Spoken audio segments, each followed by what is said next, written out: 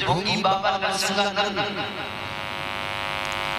نہایت پاگل ذلیل کتا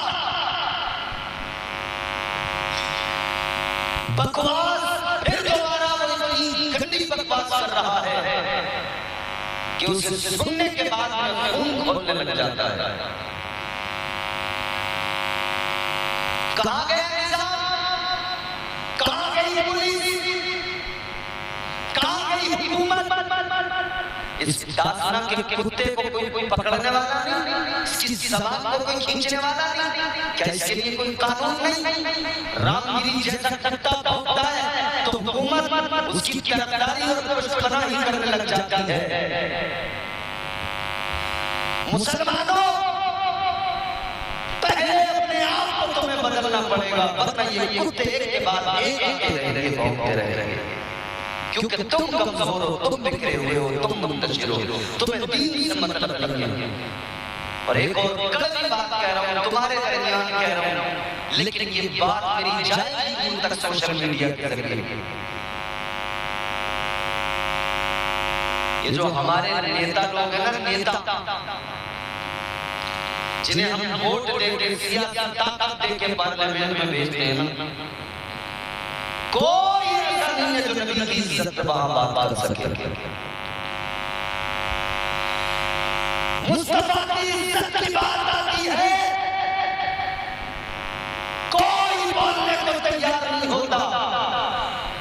میں اپنے نیتاؤں کو کہتا ہوں، نیتاؤں تمہیں اس لیے نہیں بھیجا تھا کہ تم اپنے بنگلوں میں دلی میں پڑے رہ کے آرام کرتے رہنا، ادھر نبی کی عزت پہ حملے ہوتے رہے. تم اپنے بنگلوں میں پڑے رہ کر وہاں پہ عیش کی زندگی گزارنا نہیں. تمہیں اس قوم نے اس امید کے ساتھ بھیجا تھا، ہمارے مستقبل میں آنے والی پریشانیاں، ہماری دقتوں کو تم وہاں جا کر اٹھاؤ گے، ہمارے مسئلوں پہ بات کرو گے، اسلام پہ حرف آئے گا تم بولو گے. ایسپرٹ ہو گئے، تم نے دین دھرم سب کچھ بھلا دیا. دنیا دار اتنے بڑے بڑے بس اپنی کرسی بچی رہے، اس کے لیے بھلے ہی ہمیں دین و ایمان کا سودا کرنا پڑ جائے. کی عزت پہ بات ہو، نبی کی عزت پہ ہمیں تم میں سے کوئی بولتا ہی نہیں ہے. گئے کیا کرنے ہو تم وہاں؟ ہاں پھر بھی وہ ایک آدمی ہے، اسد الدین اویسی، اکیلا بولتا ہے.